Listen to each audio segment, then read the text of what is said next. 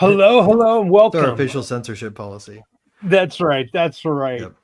I am your host. I am for I am, also known as the emperor of the DinDAO or Din.social. And today we want to welcome everyone here to the World Blockchain Roundtable, where we discuss blockchains, problems, and solutions with blockchains. And our esteemed panel of experts.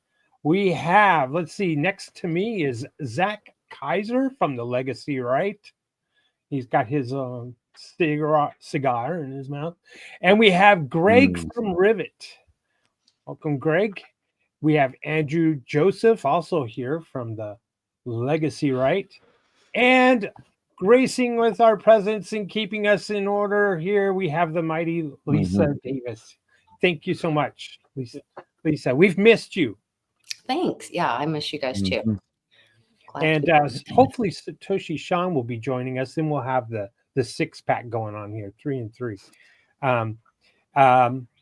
Joe isn't going to be able to join us today, so I am your hostess with the mostest, who's about ready to fall asleep. But this topic, I'm sure, will keep me awake.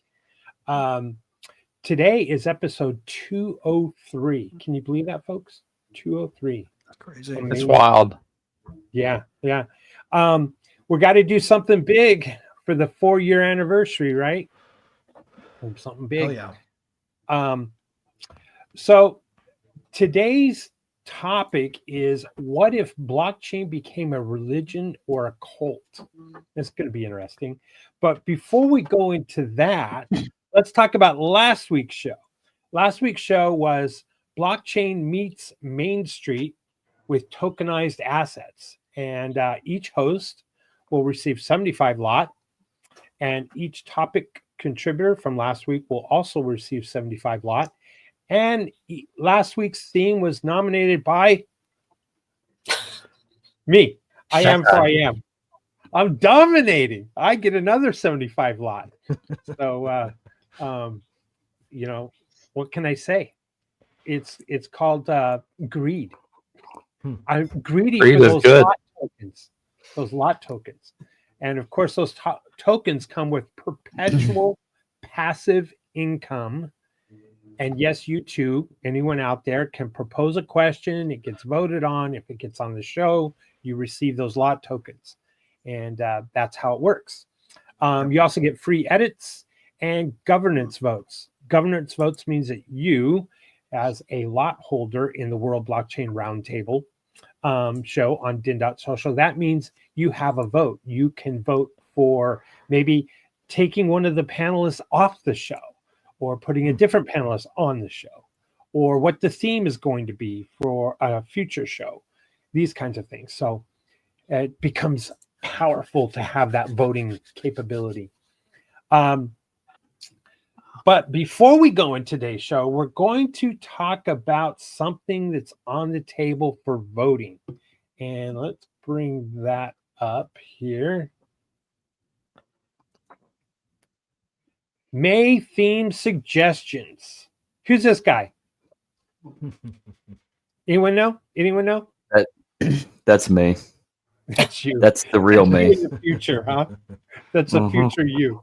No, this guy, I think he tries to fix bars that are going under, saloons, bars, clubs. Okay, bar rescue. Yeah, bar rescue. Right. That's the guy. So, can I make a suggestion? So what we need to come up with some themes for the month of May, and those of the top 5 voted on topics we'll discuss for next month. So there you go. Come here to Din.social, go to the World Blockchain Roundtable layer, which is like a category, and post your theme ideas. I don't see any yet, so. And anyone can participate in this. If you don't have a DIN account yet, all you need is an email. Make up a new email that's specifically for this. You can be however you want to be identified. You can participate in this. So. Yep, and you can even post anonymously in most layers, including this one. Yes. Yes. I can identify that if you post anonymously. Go ahead, Andrew. I'll make a suggestion after Andrew. I can identify as an attack helicopter. Okay. Sure. Yes, you can. Yes, you can. Yes, you can. And you create an email for that as well. I have a suggestion for May. Go ahead, Zach. May is my birthday month. So how about this? How about if we just have an episode where everybody just gives me all their crypto? We could give our lot to you. I'll give you all my shitcoin Bitcoin to you. No, I'm just kidding. Oh, I said it. Oh, I broke a command. I have some NFTs you can have. I'll give you my Den of coin. Everyone. I only want shit coins. Yeah. And like Lisa said, thank you, Lisa, for that. All you need is an email to join din.social and post what your theme for them you think a panel of experts should talk about in respect to blockchain. So this week's show is What If Blockchain Became a Religion or Cult? Episode 203. And before we get into the questions, is there anyone that would like to talk about their cult experience or religion experience that maybe how they escaped a cult, how they're joining a cult, recommending a cult for us to join? I have a recommendation.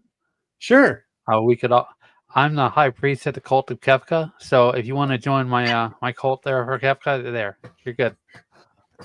Just make sure you have plenty of magic. Is it Captcha? Kefka from Final Fantasy VI. Nice. All right. What do we have to do for our dork. Initiation to join? Well, you got to battle to the very top of the tower and fight with magic. So that's all you can use is magic. I think I'm SOL. I'm not very magical. Okay. It's all right. I was going to say, I thought crypto already was a cult. I've had death threats from maxis. I guess you could say like there's certain groups that are cult-like, or that tend to be cult-like. Even there's groups that call themselves armies. I'm literally part of a DAO called Cult DAO. Yeah, I was going to say there's Cult DAO. Yeah. That was a really cool. I don't know how is it still a pretty strong community. Greg? It's technically still sitting there, just waiting for people to take up and use. Most of the original activity around it has buzzed off, but the original core people are still building for it. Cool. So, I liked it. It was really cool. Yeah. It was a great idea. I remember the black and white image of like a philosopher with the red teardrop. That's Cult DAO, right? I think things started to get contentious when they funded the vandalism of statues. Oh. Did they really? Yeah. Wow. People started questioning whether or not they ought to be involved with such activity. And then the DAO got kind of wimpy. Like, oh no. They stopped having ambitions to really make trouble. But wow. So the Cult DAO is now the Soy Boy DAO. Man. It kind of. I wouldn't say that. Not entirely. Oh, okay. Wow, I'm just mean today. I'm sorry, people. That's lack of sleep. Yeah, yes, it's lack of sleep. It matters. Oh, stop it. Every time someone says matters on the show, I got to drink coffee to stay awake. So matters, by the way, matters is the token. Hold on. Is a din.social token. And that's why matters. Yeah, that's why I have to. If you go kill Zach, I'll do it. So probably I'll have so much coffee and caffeine in my bloodstream here in the next 20-30 minutes. I'm going to be jumping up and down. All right. Shall we go into the questions? Can I get a vote? Yay or nay? Yay. Sure. Let's do it. All right. Wow. Participation. I love it. By the way, this topic happened to be nominated just by happenstance by the Emperor. I'm telling you, I'm dominating this token thing. I'm pretty competitive. So there you go. So here you go with our first question. From Legacy Zach, double dipping. He's taken it from the playbook, from my playbook. All right. Let's take a deep dive into the old Civil War days and explore the division splits amongst crypto enthusiasts, anarchists, hedge fund feds, and maxis. I want to hear your thoughts on how we distinguish these groups and if it could already consider blockchain communities cults or religions. All right, Lisa, I think you kind of answered this a little bit, but let's go ahead and start with you and work our way up. Are blockchain communities cults and religions already? I'd have to look up the actual definition of maybe that's where we should start. I don't know. Or maybe one of you guys has a better idea, like what is our idea of the definition of religion or cult. And I would think that has more to do with a mindset, a group mindset that the group is following along with. So you're giving up the individual's rights or ideas to submit to the group mindset. That's kind of what I think of when I think of cult or religion, and following within those rules or guidelines. And I would say that there are some groups that, if you don't toe the line, if you have other coins outside of their coin that you follow, or you think outside of, if you hold anything other than the whatever, or you think outside the lines, there's definitely certain groups that you can't have outside things. Oh yeah, definitely. How about you, Zach? I'm sorry, Andrew. Can anyone pull up the definition of a cult or religion or cult? And I can give a pretty good one off the top of offhand. Go for it. Go for it. So a cult is a thing formed around a metaphysical ideal. Like the leader of this cult will first establish in their head this unattainable future state that they can nonetheless claim to have some prophetic vision into the attainment of. Whether that's through UFOs coming to pull you off the planet and take you to paradise, or whatever else, right? Like that's the core of it. And then this person goes out and recruits. They'll probably have a friend group of true believers that helped invent the mythology, or had a co-prophecy together. Those folks will go out and they'll look for people who need belonging, right? More than anything. And they'll go out and they'll hunt. They'll headhunt for people who aren't looking like they fit in with regular society. They'll approach people who look approachable. I mean, looking approachable is already a sign that you're looking for belonging, right? And they'll recruit as many of these people as they can around this ideal and around this prophecy coming true. And it will begin to demand things of them, sacrifices that they're going to be expected to undertake. And that's how you get sort of like that cult, the uniformity of cult mindset. Wow. So it's kind of a thin line between a cult and a community. Interesting. All right, Andrew, how would you answer Zach's question here? Well, I do a whole mic drop here and just say bitcointalk.org, but that's a little too easy.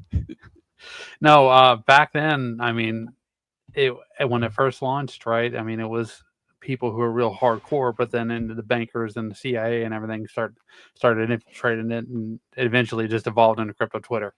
So, people that just who are early to the party and know that the game is up already, who don't have full control, but they're working on it. They've got their resources and they're giving passionate speeches. That's right. So that's right. How would you answer this one, Greg?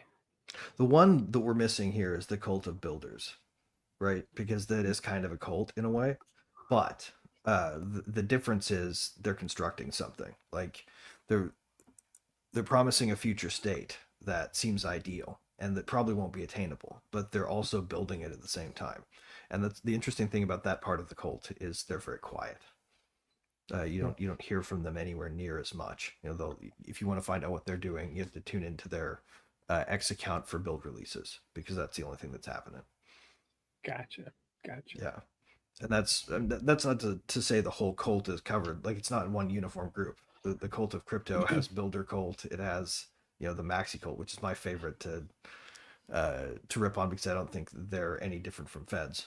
I think maxis are feds and feds are maxis. It would only make sense. Like, it would be the group you would send in to disrupt the entire ball game, to make it seem greedy and absurd. Right. They're the ones who were saying when Lambo the loudest.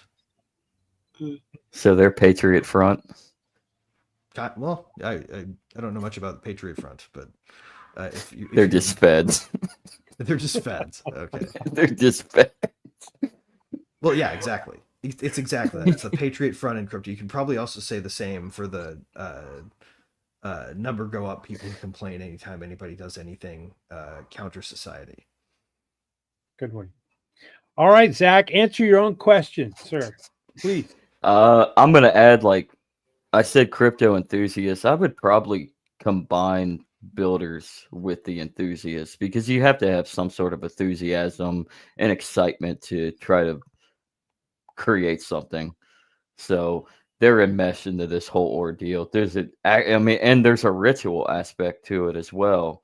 So I would agree with Greg on the matter of saying that the builders are more of a cult than anything, with the ritualistic expertise that they add to the whole volume of blockchain technology.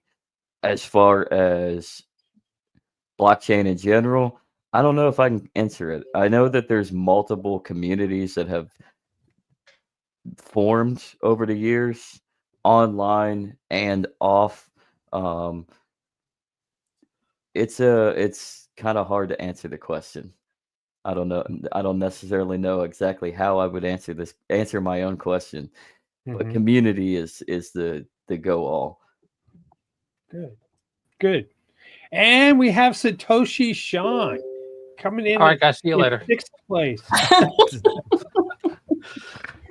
So Satoshi, Sean, we want to welcome you and let you know that we are talking about cults and what if blockchain was a cult, or is it a cult? And so before I answer this, Zach had the first question, and this question,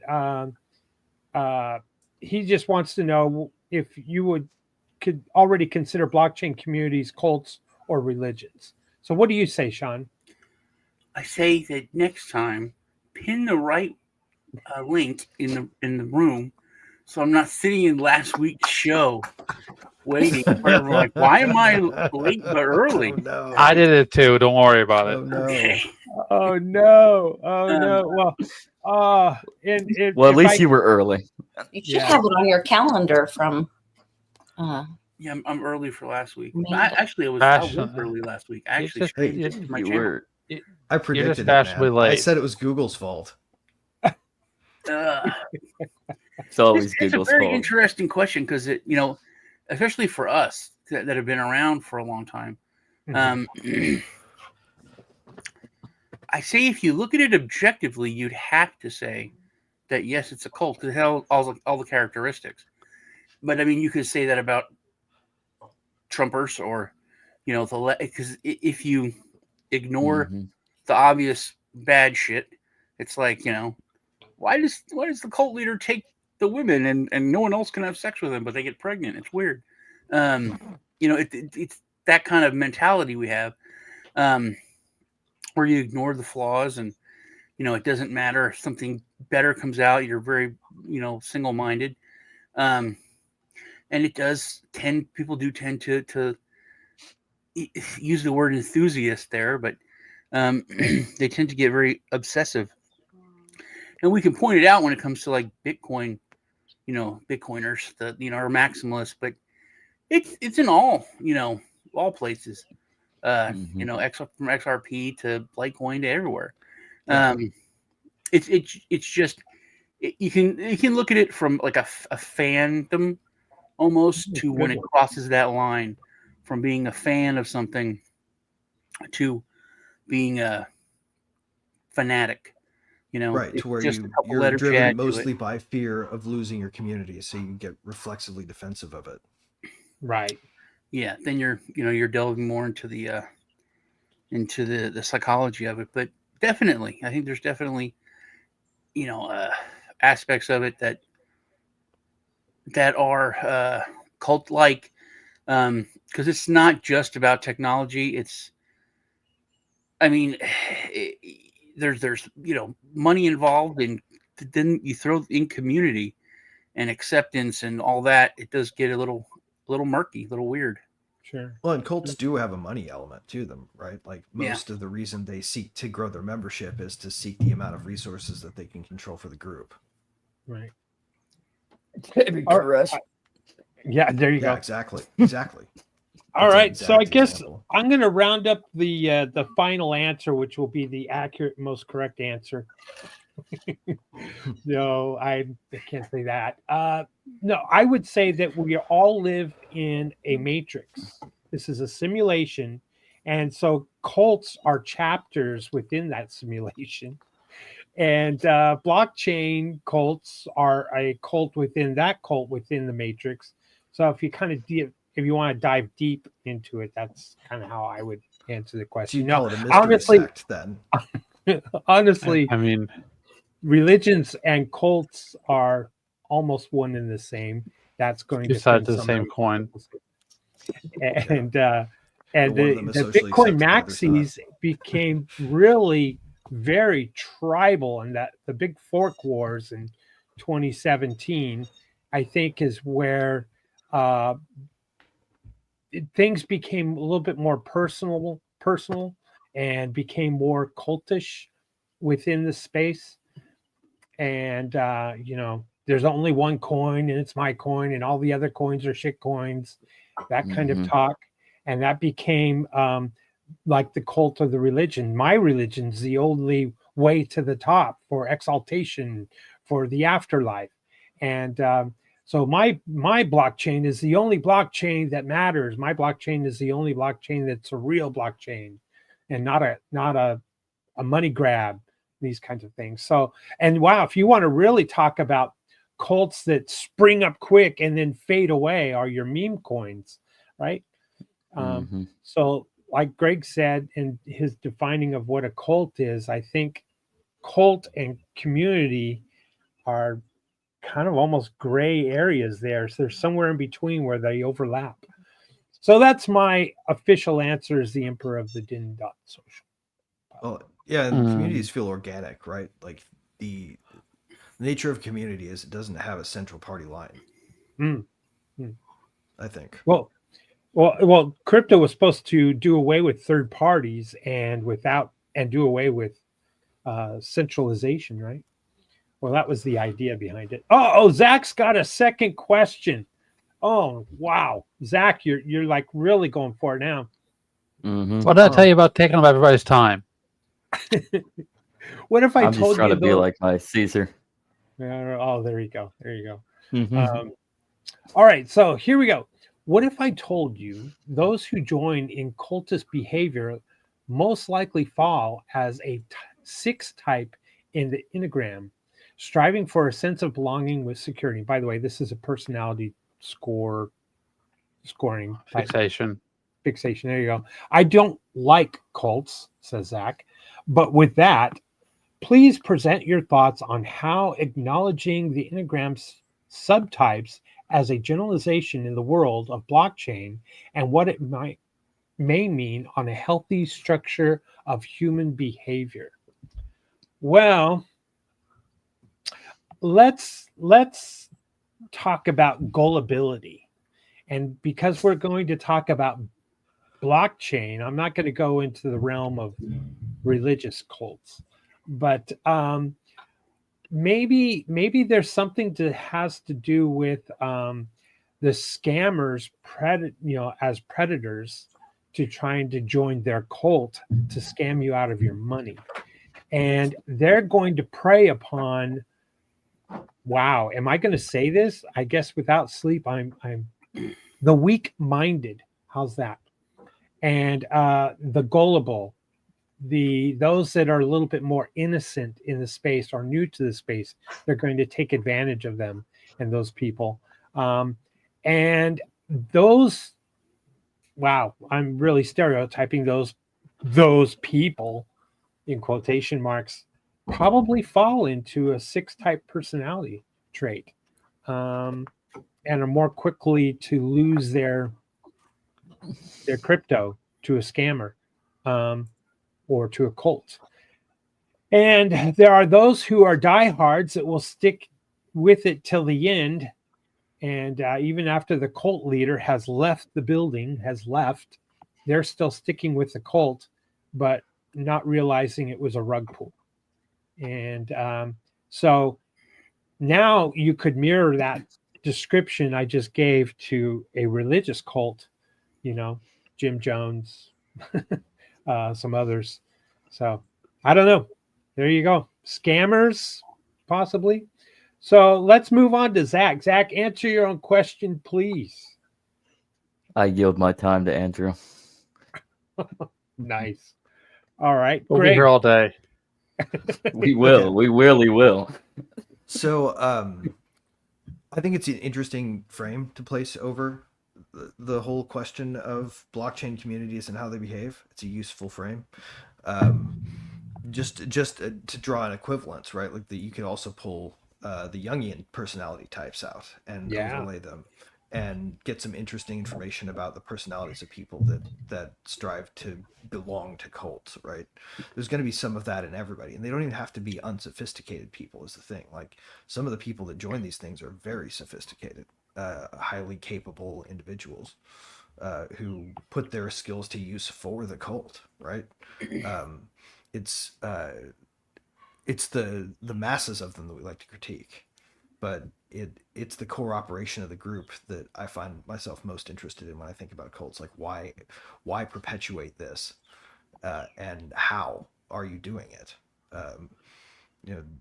That's the sort of information I think is really most fascinating here. But as far as applying all the Enneagram subtypes, I don't know them through and through. So I don't want to comment too much on anything like that because I haven't read it all the way through yet. Mm-hmm. But I do think it's a useful frame, and I do think Type 6 sounds very, very, very much like the rank and file of any given cult. Oh, good. All right, Andrew. This is your neck of the woods. Let's hear your answer, and you got Zach's time to add to it.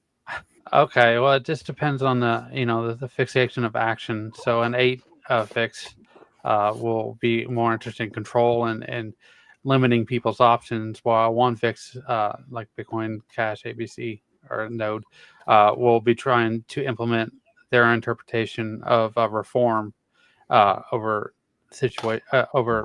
previously dysregulated code, right? So, and then that's if people are even interested in that. Some people are just trying to make money and with meme coins and stuff like that. So they're enthusiast 7s. They're in it for a minute, and then the engineers who are trying to build projects long term and for 20 years or more down the road, they're trying to build up some money. So they're 5s. So it really all just depends. It just depends on the context of your interaction with the. Suppose your motivation shift though, like from moment to moment. Suppose you're a person who's motivated by a different thing on a different day. I feel like we're all kind of like that. Well, I mean, we have elements of each fix in us, right? But we only concentrate on 3 specifically at a time, and we lean into other ones. Okay, so we have a baseline. Yeah, 3 that each person will gravitate towards. Yeah. So like my mom, she's a 368, but she leans into 7 and 4. So that 7A4, and that's so basically you got George Bush, and then the other one is like Willy Wonka. So here's my question for you then: which number could somebody also include in their set that would negate the cult behavior? Ooh, I mean, Say the question one more time. A 4. So like if you're a 7, but what else? Yeah. What else is in your subset makes you not susceptible to cults by immune response, basically? Well, that's a good question. I had to think about Zach that. says a 4. 1 through 4. 1 through Okay. 4. Oh, okay. How so? One, Because they're more- 1 and 4 fix combined. They have this tendency to say, well, "I will not do this particular thing." So They're very for Okay. themselves. They're more Gotcha. fixed on authenticity, originality. Yeah, they're more fixed on trying to do things more on their own. Gotcha. That makes sense. That totally makes sense. All right, Lisa. What's your thoughts on this question? Oh, what were you going to say, Zach? What are your thoughts? Oh, Zach, go ahead. Sorry, I thought. I'll say one more thing, and real quick. A 3 would be effectively the leader of your so-called cult. That many 6s in a unhealthy fix would drive towards. So like Donald Trump is a 3, and you have a ton of obsessive compulsive people that are most likely 6s that fall into the trap of his populist rhetoric and go a little extreme with the MAGA ideas. Just using that as an example. Become too literalist of an interpretation. To too literally interpret Donald Trump is to misunderstand Donald Trump. Mm-hmm. Gotcha. All right, Lisa. So this is the first I've ever heard of this Enneagram thing. So I just looked up one of the many pages about it. And the 6 that I put in the private chat, the link that I'm looking at, but it says the loyalist, the committed, security-oriented type, engaging, responsible, anxious, and suspicious. And my understanding was you're asking like what's the healthy structure part of that. Being suspicious is healthy because you're asking questions.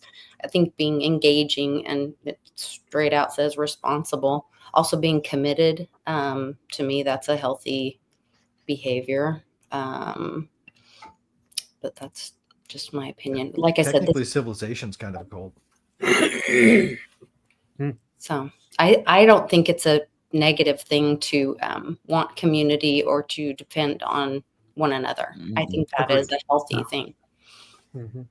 Agreed. All right, Satoshi Sean. This question's once again very big.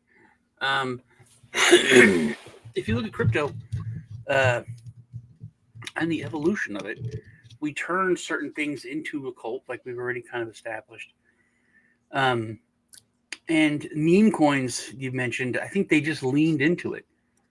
It's not even like a joke. They become Pepe's literally a Jesus figure or a Buddha figure. I want to say it turned into a meme, but it was a meme to start with, so that doesn't even make sense. Well, icons are memes, right? The stuff we're talking about, just like that South Park episode where they made fun of Inception. You know what I mean? It's like this is within a this is within a that. But when it comes to this, it and you kind of touched on, everyone kind of touched on it, on different aspects of it. Everything is a cult. It's not really weak-minded people. If you're a good cult leader or cult manufacturer, and Greg touched on what William brought up, you tailor the cult to your audience. If you want weak-minded people, it's just easier to get, or easier to create, or those are more mass. But you can have more niche cults. Yeah. You just tailor it to the certain group you want to go after. I mean, look at what happened to universities across the world. And that's a much smaller group than, say, the high schools or, the lower education system. But you just tailor the cult to whatever, those people are. Look at Bitcoin.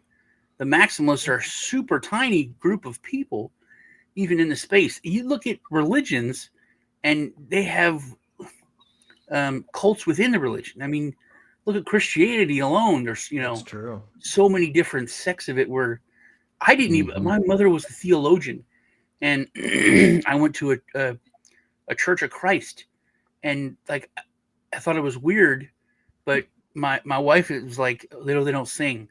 You can't, there's no, you can't like clap or you have to be quiet. I'm like, really? That's weird. It's like, yeah, they don't believe in singing.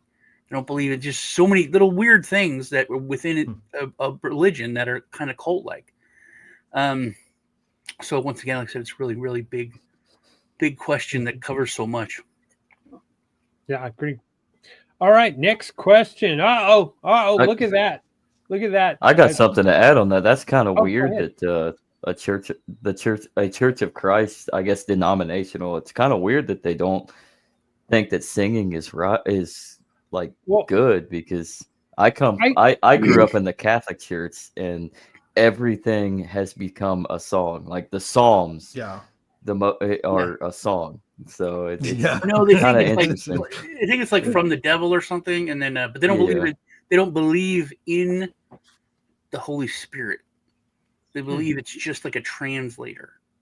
So it's weird. I didn't know it, but it's it was odd. I've attended a Church of Christ, and on a couple of times with a friend way back when, and everything was sung a cappella. There was no instruments, so there were hymnals, and there were hymns that were sung, but it was, and like you said, it was very, very reverent, very, I don't know. That once you went into the church, it was a sacred place, and it was, there were no joking. Everything was extremely serious. And there was, I think there was only an opening hymn and a closing hymn that was sung, and everything else was very, how can I'm at a loss of words, but yeah, it's interesting. So here we go. We have, it looks like these people look like they're reaching for the Bitcoin within a cult. I don't know what that image is, but question: what would be the ultimate sin in a blockchain cult? I think we start with Sean at the bottom, and while we do this, I'm going to go ahead. Okay, so what is the ultimate sin? All right, Sean, let's start with you. In a blockchain cult, I would say being able to just roll it back. Roll it back. Ooh, that's a good one. The ultimate sin, roll it back. So now you have the ETH versus ETC debate. That's a good one. Lisa, what is the ultimate sin of a blockchain or a blockchain cult? I don't know if it would be like selling your bag, or apparently the one that I had a death threat for was being in a DAO. So that's weird. Maybe it's that one. That is. I don't know. Giving aid and comfort to the enemy. Yeah. Yeah. That's good. Well, okay, Andrew. Ultimate sin. Sean already took a good answer. So get everybody on the same page and send all the assets to a burn address. Good one. And we had the dog at the end go to add an exclamation point to your ultimate sin. Greg, what's the ultimate sin of a blockchain posting cult? FUD on crypto Twitter? Posting FUD. Oh, that's the ultimate sin. Oh, yeah, you're publicly disavowing your cult. Oh my goodness. I guess it's like denying a deity, right? Yep. Yeah, bring up a legitimate question in a community. There's like, hey man, watch the FUD, man. Shut up with that FUD, man. Like, it's like what gets you booted out. Wait a minute, that's a real question. A real question. Nah, we know your type. Zach, ultimate sin in a blockchain cult. Being a central banker. Oh, that's a good one. I mean, Charlie Lee kind of did that during 2017. He sold all his Litecoin. Yeah, did agree. Well, Or did he? Or did he just move it into a public trust? facing? He might have just moved it into a trust. I'm thinking he moved it into a trust too, which would be smart. Or did he swap it for another coin with somebody else and then buy it back? Maybe. You never know. You could have sent it to a mixing service. Yeah, you never know. You never know. We can call that a crypto trust. Right.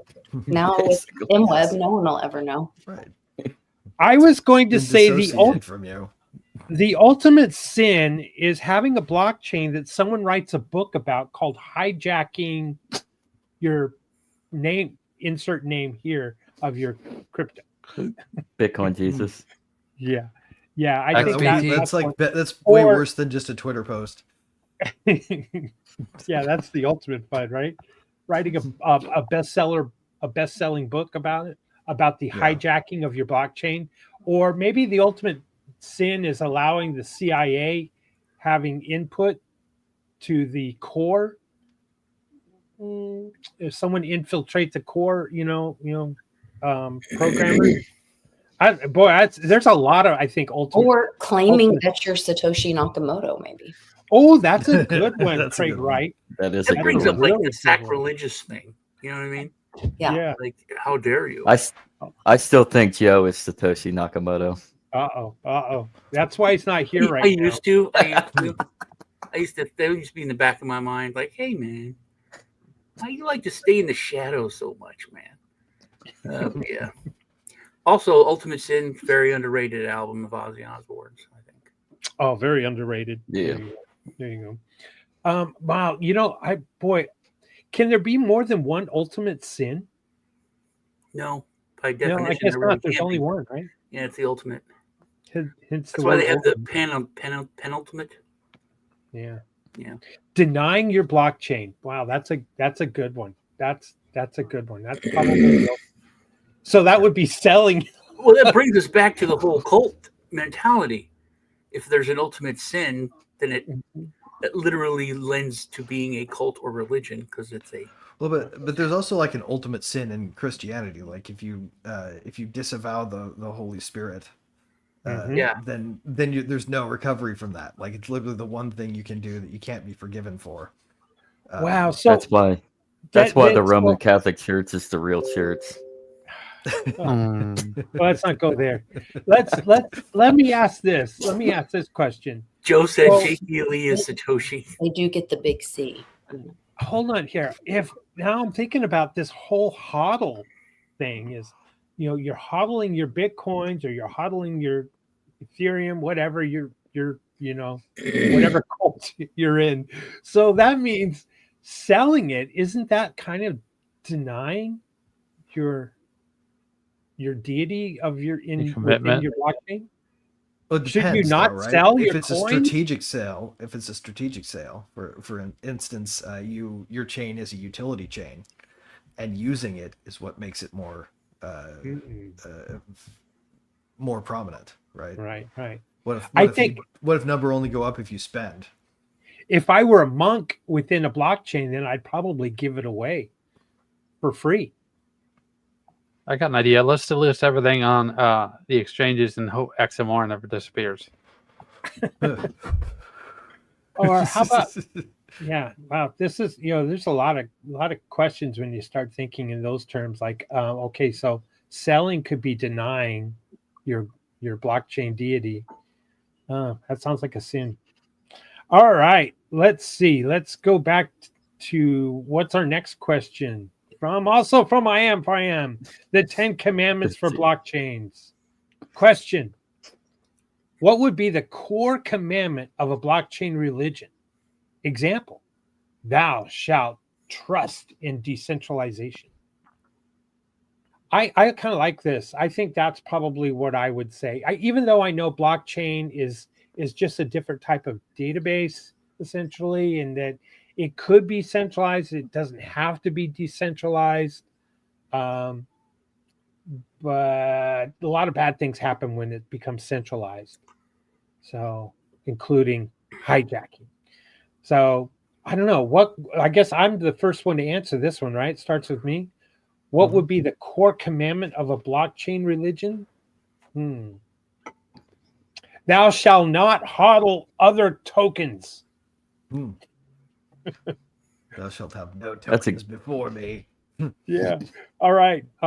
That's a good one. Thou shalt not lust after another token. I'm gonna jump onto this meme coin and sell this meme coin. Lust All right, coin. Zach, I've never done that before. Thou shalt always shitpost Gary Gensler. That's a good one. That's a good one. Hey, didn't he just lose his job? Poor Gary. Oh, poor Gary. Poor Gary. Is it Gary or Jerry? I don't care. Gary, go home. All right, Greg. I call him. Tell me Gary what is a core commandment of a blockchain religion? Thou shalt not trust me, bro. I love it. That's a good one. How about you, Andrew? Thou shalt reinvest in decentralization research. Oh, good one. That's a good one. And that forces then you're at a church function for your blockchain, and it's kind of like Sunday school, and the teacher's trying to explain to the students, the new hodlers, what decentralization is. I could see that, Andrew. All right, Lisa. Into Joey Coin too. Lisa, what's yours? I think she wants to be skipped. She's muted. Okay. Satoshi Sean. In all seriousness, I think the core commandment would be, once again, you can't roll it back. It's thou shalt not mess with the immutability. Joe got a good one. Not your keys, not your coin. Another one. Yeah, that is a good one. Okay, my dog stopped. Double spend. Thou shalt not double spend. Oh, good one. I like it. All right. We have Joe. Let's see here. Hold on here. I'm going to take this out. We got Joe in the chat, and Joe says something about junior bankers are heretics. That's a good one. Yes. This table's too heavy for me to flip. And he also says that Jake E. Lee is Satoshi. The suspense continues. Yeah. There's no bigger cult than Clemson. That's true. Here's a good one. Selling is spreading the word of blockchain, the word of the gospel. Well, I thought of an example actually where you can be within the bounds of the protocol and be selling. That's part of how Reflexor Finance works. So the RAI token in part has its counterpoint in the protocol token, and it's the buying and selling of that controls its position, that controls the peg. So you actually do have to sell if you want the protocol to work. Yes. Well, guys. Joe is going to win with the correct answer here. You ready? Not your keys, not your coins. There's a good one. You know what? That's called protecting the flock. That's protecting the flock. That's called Satoshi Nakamoto. That's hurting the sheep. Right there in the Bible. Do business. Yep, and your Coinbase password is not your key. Yeah. That's what I say right there. Giving away a la Roger Ver is spreading the word. Yes. Thus, Roger Ver is Bitcoin Jesus. Yes, that's right. That's right. And Andreas Antonopoulos, I would agree. He was preaching that a long time ago. Boy, I sure liked his stuff. Boy, I followed him for a while. All right, next question. Are we ready? From Alt Blocks. I like that name, Alt Blocks. If crypto collapsed, how many people do you think would ride the wave to the bottom? Who's the Jim Jones or Charles Manson of crypto? Oh, that's a good one. Who is the Jim Jones or Charles Manson of crypto? Hex guy, right? What's that? That Hex guy, right? Isn't that the Yeah, one? I was thinking. No. I was thinking Richard Hart, a pretty good example. All right, Sean, go ahead. You first. I was thinking Richard Hart, pretty good example of, and also with, circling around cults, everything, like to see the whole story of that from, I used to love Richard Hart.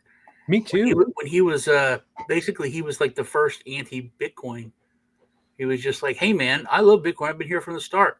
I made all my money with Bitcoin, but I can go and 20x my money with these new alternative coins.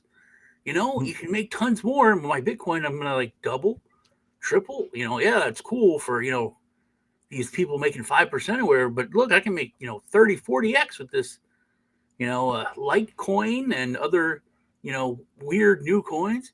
So I was like, yeah, that makes sense. He was out there talking intelligent shit, and then all of a sudden he's got 20 Rolexes spinning behind him, and he's wearing Gucci Speedos and shit on streams. It was odd. Yeah, he kind of sold out. That guy was one of those people who was corruptible by money. Mm-hmm. Which is like weird. Me and him started talking right at the change, like right when he started doing all the. I mean, it was weird, and then because he was like, "Okay, I'm gonna come on," and then I was like, "Well, hold on, man." And then I was like, "Well," and then it went crazy, and I was like, "That's fine, dude. I'm out." And one of my friends, Keith Waring, great guy, love him, respect him. He's 1,000% in. 1,000% in on it is rather cultish. Yeah, I was just saying him just because it's like a big middle finger to all of, it seems like to me from what I've seen. And that's from like my crypto education over the years. And one of the things that Reggie told me that really stuck in my mind, he said, when people, if you put ETH or whatever into a coin or project, then what were you getting out of it? What did you see? What benefit, what work were they doing in that project? How did that project improve? Because you put something, that project should have improved in some way. And if all that happened is that Richard Hart or whatever his name was, the Hex guy got a new Rolex, like that doesn't improve my life any. So why would you, that project or coin, and you could apply that to many projects, but that energy that you put into, and I'm just using those two coins as an example, that energy should have improved that other project or coin. And if it doesn't, that's your proof. That's your proof of work right there. And you've got to start taking personal responsibility, paying attention.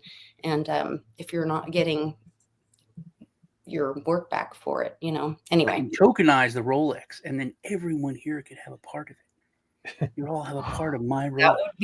That would be something. That's an idea. Maybe you can throw in that idea. I don't know. Andrew, who is the Jim Jones or Charles Manson of crypto? I got a real quick question, a response to Sean and Lisa, real quick, and then I'll give you your answer. So I think Jason from Jason Halls, I think his name was, from Ghost Hunters. He was like all like, I'm just a regular guy, and then the more the show developed, you could start seeing him wear the bling and everything. That's what you guys are talking about with Richard from Hex.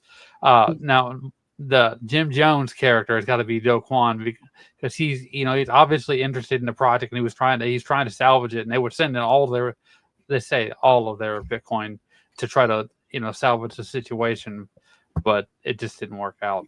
And there's still people that are like, oh, we're going to stabilize it, bring it back to $1. And yeah, there you go. That's a good answer. Greg, what's your answer?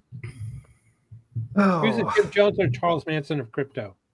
I'm actually of the mind that say Vitalik and let us all faint. Say Vitalik, so we're all faint. Joe, whatever he's doing, will fall over if you say that. I guarantee if he's driving, he's dead. Oh, I got one better. Wait till I hear my answer. I'm not going to say Go Vitalik. Greg. Jeez, this is a tough one. I'm going to say, SBF. Oh, good one. That's a good one. I still think I'm going to win. Go ahead, Zach. He's the Charles Manson. I'm going to say it. Charles Manson is Vitalik. Oh, but Jim Jones strikes me as Michael Saylor. Whoa. All right, you guys ready for this? Oh, I'm gonna get hate mail. I'm gonna get death threats. The Jim Jones or Charles Manson of crypto is none other than Donald Trump with the Trump coin. Bam! Ouch. I can see that. I think people will hold on to it till it's dead and gone, because he's got the cult of personality. How's that?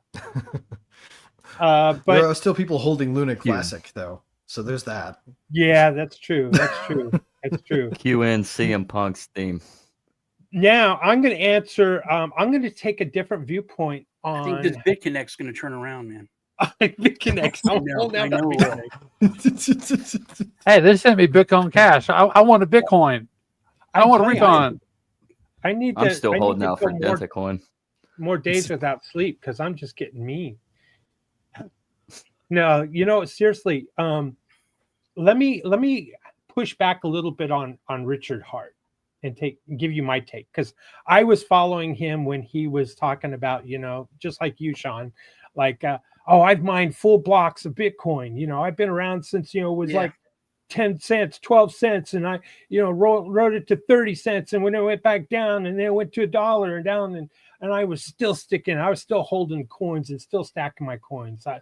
And then he switched to, the whole idea about Ethereum and building Hex.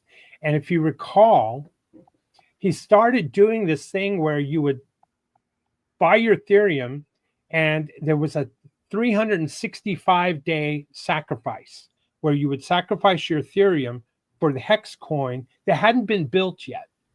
All right. And at that point, he became the villain to all the Bitcoin maxis because he had flipped. But he gave an astute and strong argument why Bitcoin was not, shall we say, the right coin, in that it only did one thing. You could send it or you could mine it.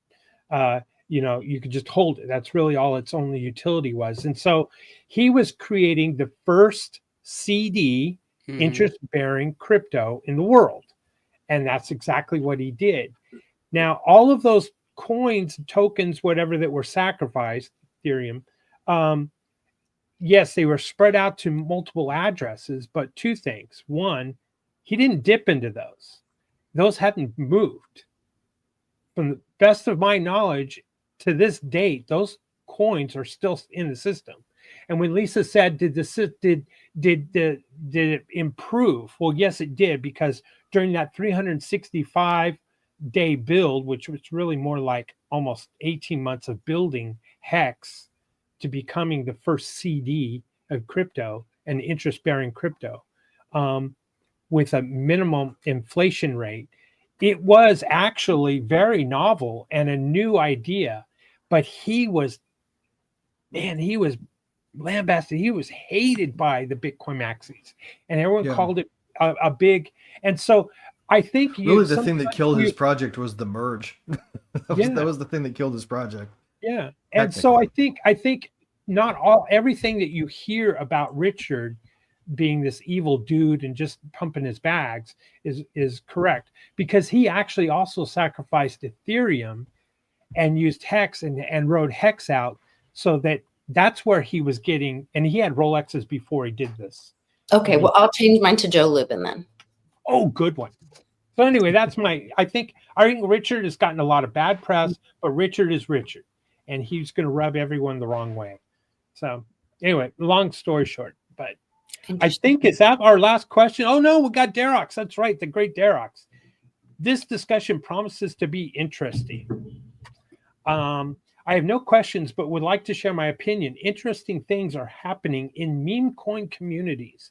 Meme coins, because they are very well decentralized, distribution of tokens is better than with typical cryptocurrencies. It's a bit like fans of a music or sports team. Boy, isn't that the truth? Some of them call themselves a cult. Already, there are posts and memes created by the community to promote these coins. Thanks to AI, songs are being created about them. They become the hymnals. A culture is being built. I think that in the future, concerts and other public events will be organized. As the popularity of a meme coin grows, look at Doge. It became a U.S. Department agency. There will be more and more creators who are now early investors and will create material on social media. I think the metaverse will also play a big role, and many of these creators will be active here. It is very fascinating to watch this development. Comment, also by Derox. It is not if, but blockchain is a cult. The rules should be as non-religious as possible. All right, comments, I guess, to Derox. Well done, Derox. I agree. Yeah, it's not if it's a blockchain cult, it is a blockchain. There is a cult. I think that's what meme coins have done, is they've leaned into that aspect of it. Like, yeah, we're a cult. You know? Yeah. Like, I think, getting back to Richard Hart, he is the meme of crypto.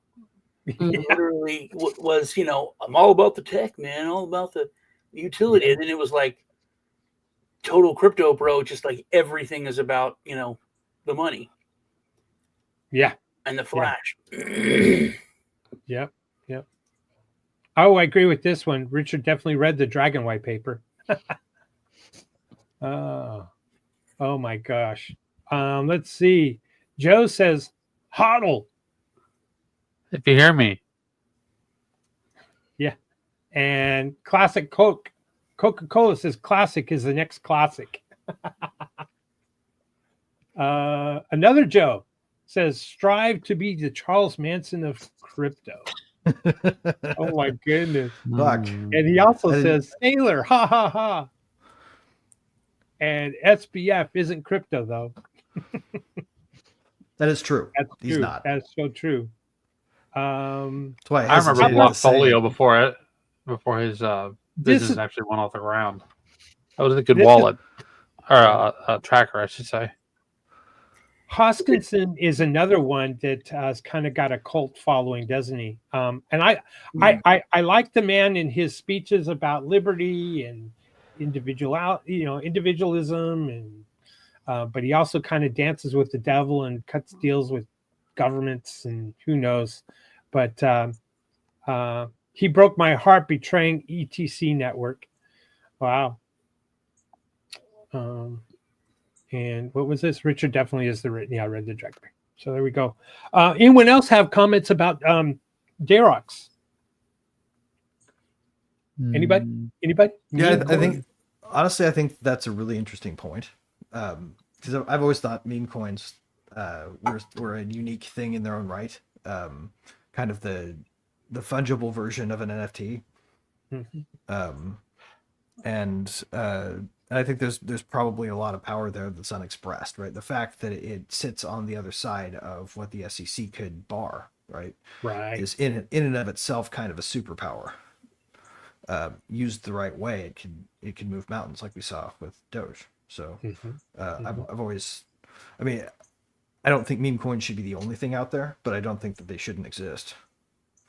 Well, the SEC's okay with meme coins. They let them. They have to be. They let them go because they have no future investment goals. Like there's no reliance on the future work of a management team, and that breaks the SEC's analysis of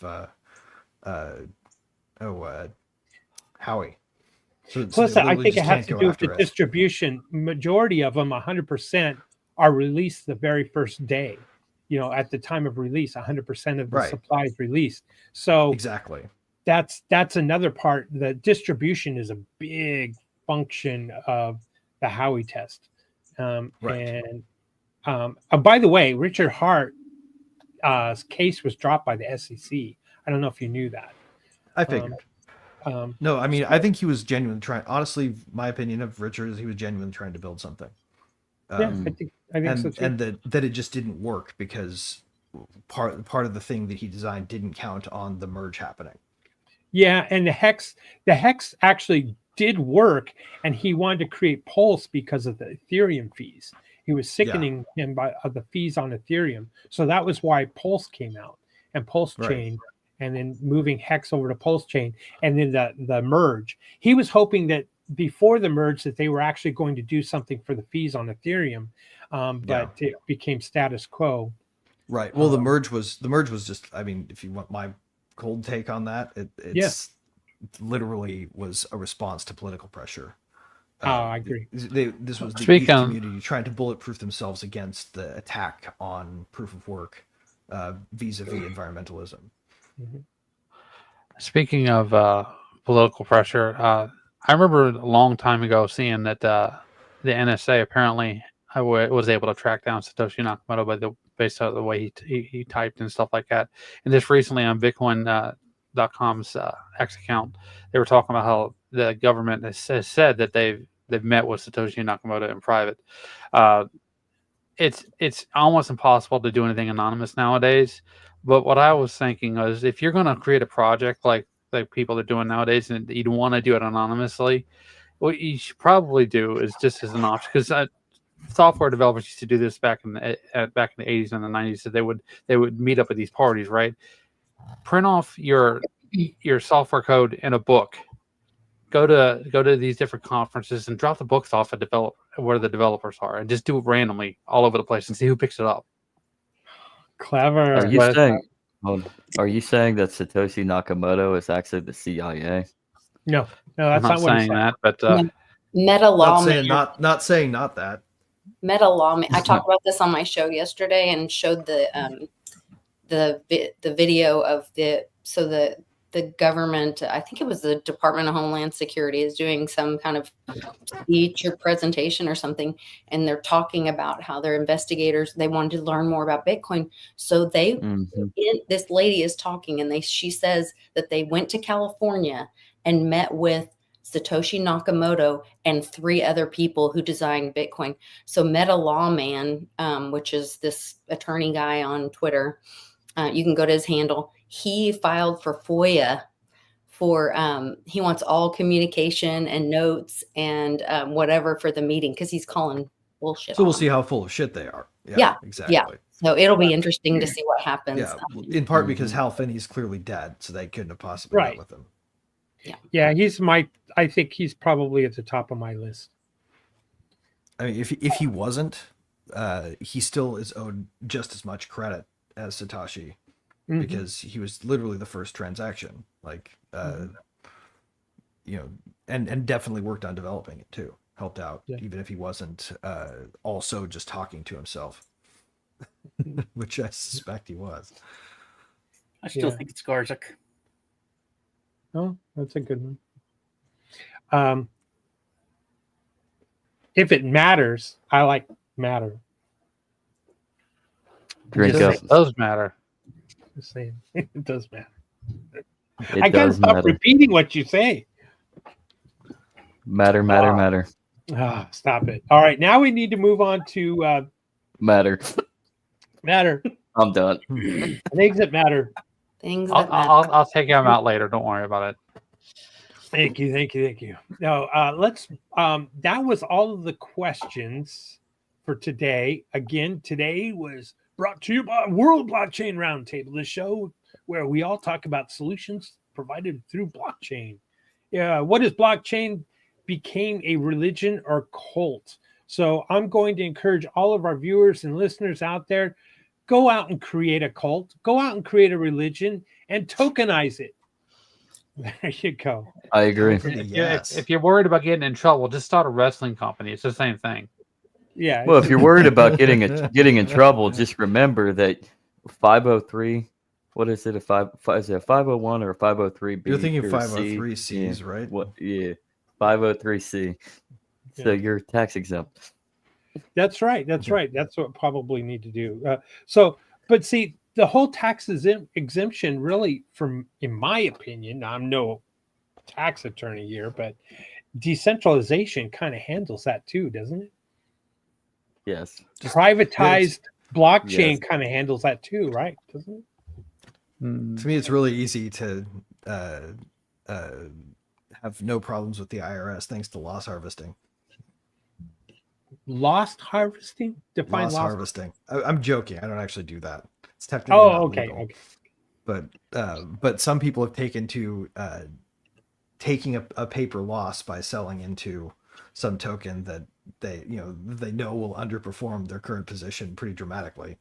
Yeah. And then the very next day after the tax calendar turns, buying them back so that they report a huge loss on the last day. Mm-hmm. Funny. Yeah. This is how loss harvesting works. No one likes to receive those IRS letters either. And a lot of small businesses and people without a lot of money but have invested in crypto have recently received a lot of those letters lately. In the last couple of weeks, a lot of letters went out. Just saying, be careful out there. The IRS is really stepping up on the blockchain crypto, declaring your crypto out there in the U.S. In the last couple of weeks, this may only last till the fall, right? Because they're about to downsize the IRS right after tax season. But yeah, so they blitzed it right in the last couple of weeks. Hopefully. Is what they've done. Yeah. It's horrible. Right. I thought we were basically exploiting the last of that staff. But I thought we were supposed to end the war here on crypto, but I consider the IRS as part of the war. Well, they need to reformulate the entire policy. It needs to allow interchange between tokens without harvesting a tax gain. Yeah. Like every other asset. All right. Well, let's move on to current events. Is there anything of note that's happening in the world? Because I don't think so. I think everything's pretty much stagnant. No change at all. I mean, trade seems to be going back and forth between countries like it always does. There really are no speeches. There's just, have you noticed like on X and on YouTube, nobody's really talking about any controversy in the news or in politics or in the economy. No. It's like quiet dead out. What's that? No one wants to create cash through controversy. Yeah. What I found what's happening in the world out there? Fill me in, people. I haven't slept because all I've been watching is commercials because there was no news on TV. Wow. Anybody?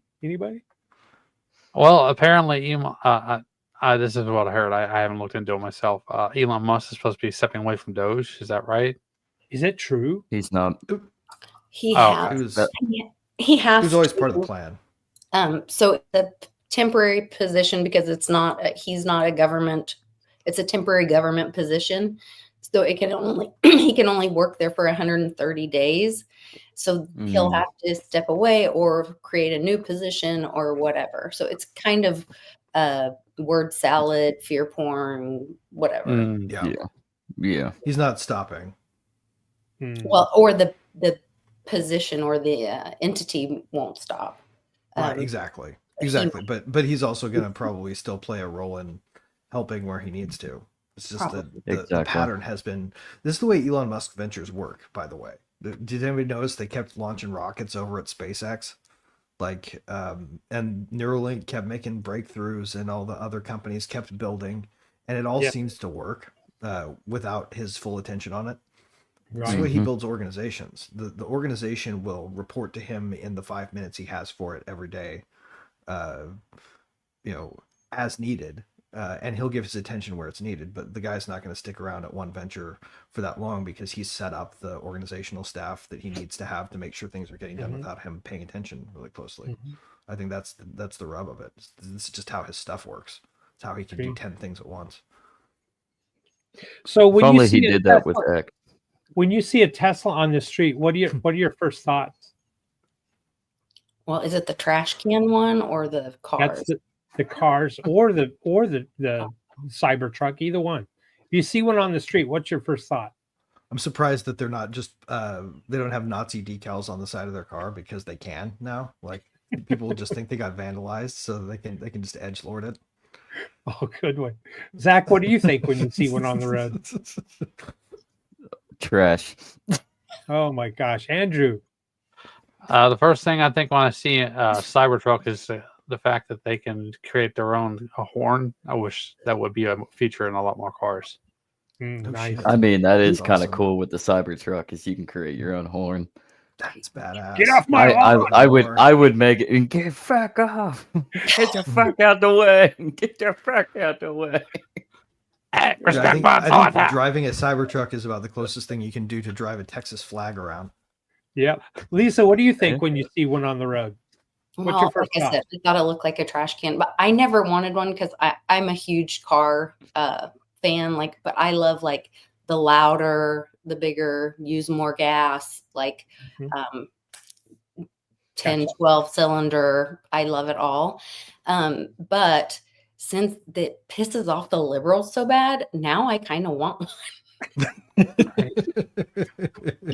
They're pretty trashy, but at the same time, that is a good thing. Yeah, I just want to wrap it in I love Trump and then drive around my trash can everywhere.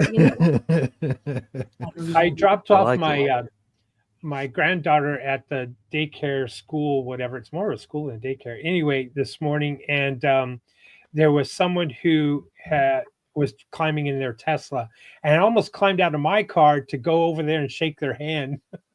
Because I was thinking, you know what? All they're getting is probably the finger. They're getting spit on, all this stuff. And they're probably not getting any positive reinforcement or thank yous. And I thought, yeah, I should do that. And then, of course, he was already backing out before I could jump out and if I walk to his car, he's probably thinking, oh, wow, here comes another one. Here comes another one. Yeah.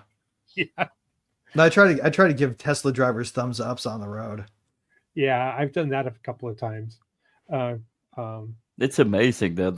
Probably within the last year or so, I've seen more Cybertrucks and just a normal Tesla car more than ever anymore. Yeah, there's a service center that has a ton of them right near my my place. I know as soon as I can hack that pre-order, they'll just roll one of those bad boys over to me. Yeah. Well, the self-driving is amazing. So. Oh, it is. And the numbers. It's pretty fantastic. If we had most of the cars on the road were self-driving, the amount of fatalities and accidents would be so low. It's the numbers can't lie. Well, I mean, there's statistics and there's lies and there's damn lies. Is all you need to reduce death, right? Yeah. It only has to be a little better than everyday people, and then you've got yourself something that should be on all the time if you really want to save lives. My thought, going back to the Doge thing and Elon, is, and his team of people that are looking at these crazy expenditures, is, wow, are they going to really be able to look at the black budgets and be able to tell us what kind of money and how they're spending their money? I don't think so. I think would be a bigger scandal than the USAID. Or how about the DOD, who hasn't passed any audits in ever, and all of the money they're spending? I feel like USAID is a bulk of the black budget to a certain degree. Yeah. Business in the front, party in the back, right? Yeah. Basically, CIA all over that. Right. That was literally created as an alternative. Like a back room for CIA dirty dealing.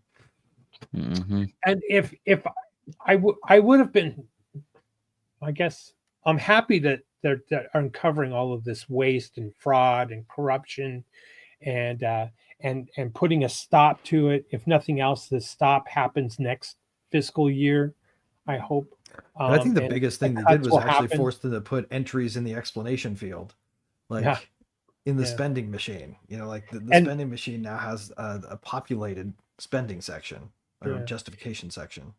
I remember he found, what was it, 12 magic money printing machines in different departments. 14. I bet there's several. 14. I bet there's several more, twice as many in the CIA, and twice as many in the NSA, and twice or 3 or 4 times more in the DOD. Right. All the defense. The defense probably has one in every office. Anybody who's ever issued a payment to a contractor, which is basically every single DoD department. Well, in a hearing, I think it was yesterday, one of the witnesses were confirming that the spouses of Congress own real estate property, and then they lease that to the federal government.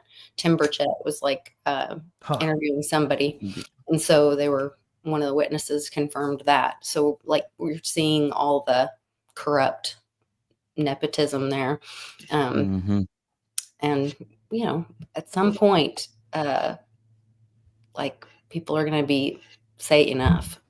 Yeah, I don't know at what point that is, but I still feel like there needs to be like another part of this whole thing that that involves more Twitter files like releases, because to a certain degree you can catch the waste without disclosing the ugly in a lot of ways. Right. When they show what the children that are involved and when that comes out, which Pam Bondi was talking about that. She said, they found children or in card boxes in the hallway, blah, blah, blah, all this. They just arrested, there was an Interpol arrest of over 2 million people recently. And then Pam Bondi did several this last week briefings, but like no one's talking about it, and it's all about little people being trafficked and all this. And that's terrible. Horrible. Yeah.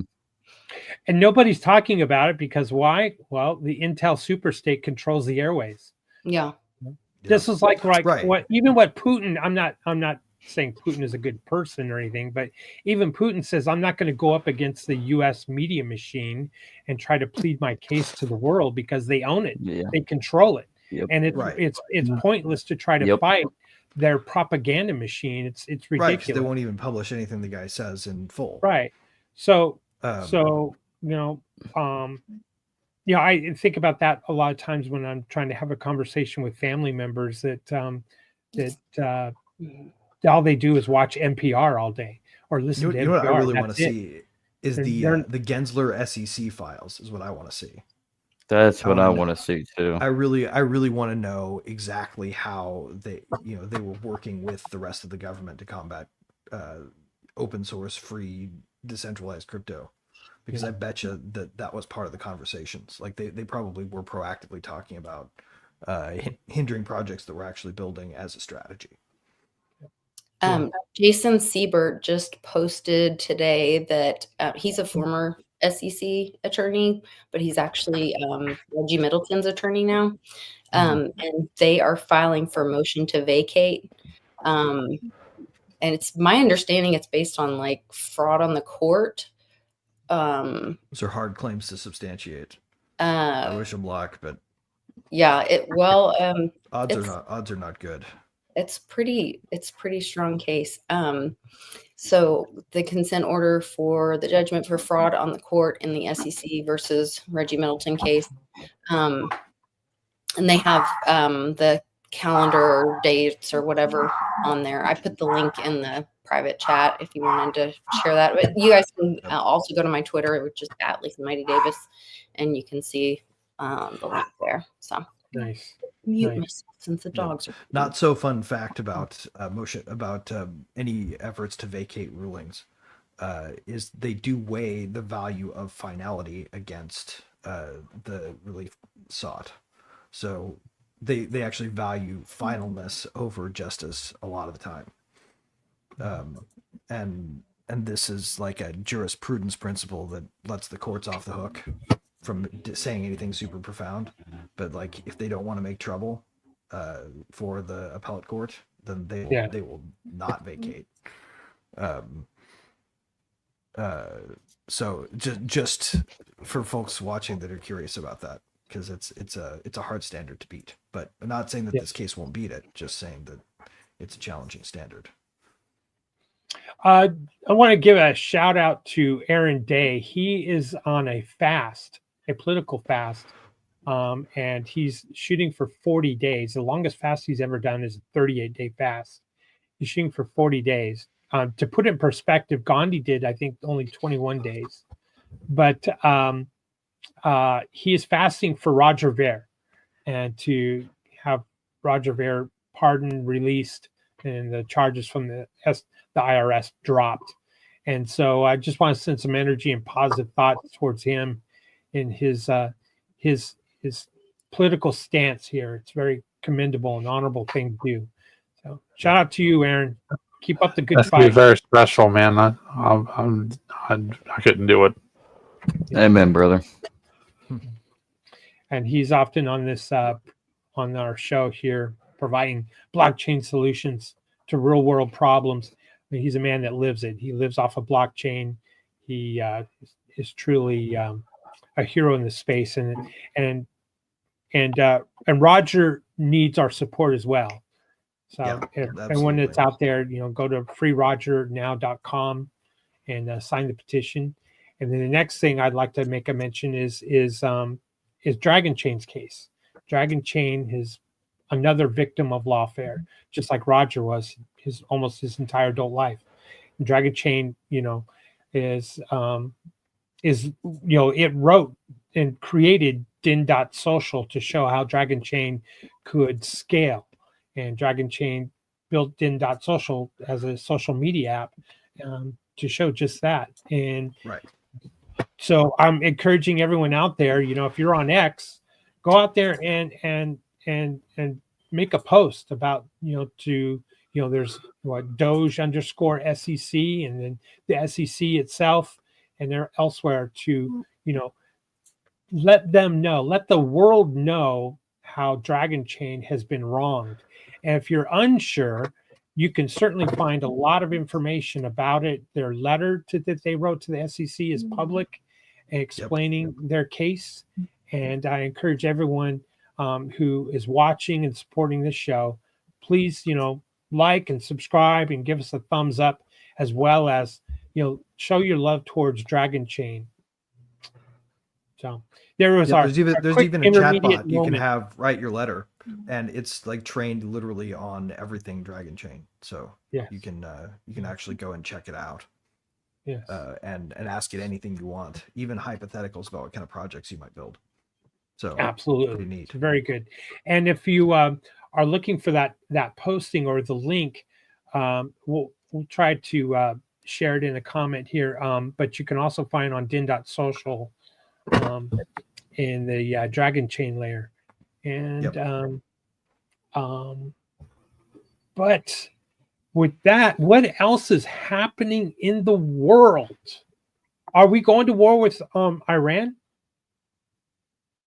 I don't know. I don't know, man. Yeah. We got a yes, and we got an I don't know. We got an I don't know. Lisa, what's your vote?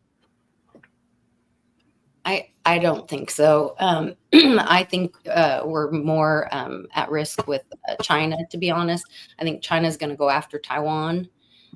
I think that's more the risk. I think Trump's fixed that with I think we're going to have a war on two fronts, which I didn't think we were going to do, because we really can't do a big, massive war on two fronts. But a trade war on one front and a hot war on another is an option. And that's what I think he's doing.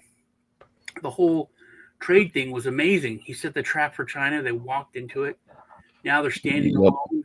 And literally we got 75 countries that came to the table. And it's like, yeah, we'll do what you want. And China stood up. It's literally like everybody took a step backwards when they asked for a volunteer. And China just stood there and everyone took a step backwards. Yeah. So I want to remind everybody, though, China still is our number one supplier of all of our medications. And we have not solved that problem, which we knew and learned about it. No, look, Lisa, we're not manufacturing the products here in Puerto Rico. So during the Great Infection, Trump met with India. India, actually, all the source of the medications actually come from India, not from China. Yes, they're manufactured in China, but they were part of rebuilding Puerto Rico. Puerto Rico is going to be the manufacturing for our medication, and that's already been all worked out, planned, figured out, whatever. That's all part of China's more of a medical equipment center. Yes. But I don't think Puerto Rico's online yet. Even a lot of parts like, I mean, we got Hill-Rom here, or I don't even know what it's called now, but even a lot of parts from like companies from like Hill-Rom get most of their parts for their equipment from China. But as far as medication, it all comes from India and wonder why India's the center vice of it, president is who it is and who he's married to and all the relationships. Anyway, you gotta be careful with quality control from China because I mean they got coins that explode just because they're not stable. So yep. Yeah, that's the charitable interpretation. There's already it's and I've said this for a long time. I said if we ever actually went to war with China, they would be crushed within 30 days to 90 days. Their economy can't do it. It's a paper tiger, and it's already happened. I mean, I don't know if just from this little like glimpse, it's not even a trade war, it's just a glimpse at one. They have massive closures, massive layoffs. And that's like we have that here. But they haven't had that for a decade or so. It's been nothing but crazy growth. So it's throwing a huge monkey wrench in things. But people they're just freaked out. So they're hence the reason, construction has stopped. But also there's a problem with there's more doubt in the government than there ever has been. So this is like a perfect time for all this to happen. But as far as Iran goes, Israel's the first one at the table. Israel's been nothing but cordial and friendly. We've built up more troops than we've had since Desert Storm. So everything points to absolutely, or we're just wasting tons of money and moving people in there, which at a time when everything's being cut and we're worried about money, we wouldn't be doing that if we're not going to use it. So I think we're going to war with Iran. I think we've hurt China to where they're not going to extend and try and start anything with Taiwan. Also, you've got Japan, massive cultural shift from being pacifist to a military, military. They've been doing that in the school since like 2012. They've been building their military since the treaty expired, and actually, I think it was around 2012. With literally one goal, it's just China, just to fight China. So I think that area's, and then I think Trump made a mistake with Vietnam. I understand why he did what he did. But Vietnam was literally the third country to come to the table, or fourth, I guess. No, it was not. It was. They came like before Canada, and that could have been like the death blow to China. But they didn't trust Vietnam. They're like, oh, China's just going to use Vietnam to funnel everything through. But I think Vietnam's like the Texas and Florida of the communist Asian community. I think that would have been a huge. They would have been like massive economic powerhouse, and that would have hurt China massively if they would have, trusted them more. But they didn't. I mean, they're still at the table, but they should have been more accommodating to them, I think. I happened to ask Grok about China versus Puerto Rico as far as pharmaceutical imports by volume. It says that in pounds, China accounts for about 217 million kilograms or 477.8 million pounds of pharmaceutical imports into the U.S. in 2023, representing about 25 to 30% of the total U.S. Puerto Rico's increase is up by 485% because we're trying to grow that build within Puerto Rico. However, ibuprofen, for example, 70%, other painkillers, 95%, and a significant portion of antibiotics and others are 80% come from China. Furthermore, otherwise, we still scare the hell out of drugs are created. The fine ingredients come from India, like you said. but we are trying to grow our Puerto Rico contribution. Yeah, 5 years wise, 5 years ago, the antibiotics was 96% China. Yeah, so you it's come down to 80% now. 80, that's huge. It's still huge. So, but in dollars, to a certain extent, there's by dollars because China is now getting all of the generics. Oh, and Greg's back. the new stuff through Puerto Rico. So the dollar, you can't measure it by dollars. You have to measure it by pounds. That's a good way to look at it. British money. Yeah. That's right. Greg's in the lobby waiting to come back in. Oh, I didn't know he left. Greg. Greg, I was busy on Grok. I'm not paying attention to the screen. I'm just listening. I didn't see that you had slipped out. Nope. Greg, Listen, I'll things with Wi-Fi hotspots. We're talking about not measuring in dollars, measuring in English money. One good thing that China we problem. I'll buy the Senkaku Islands with all my Dentacoin. That'll solve everything. You do that. Yeah, solve it. No, I think one. If we can think of one good thing that came out of the scamdemic 5 years ago now, or actually a little less because it kind of ended 3 years ago, is the antibiotic issue with China's manufacturing hub. I mean, we kind of decentralized a little bit and got away from the China scare. True. Plot twist. That's where the coup came from.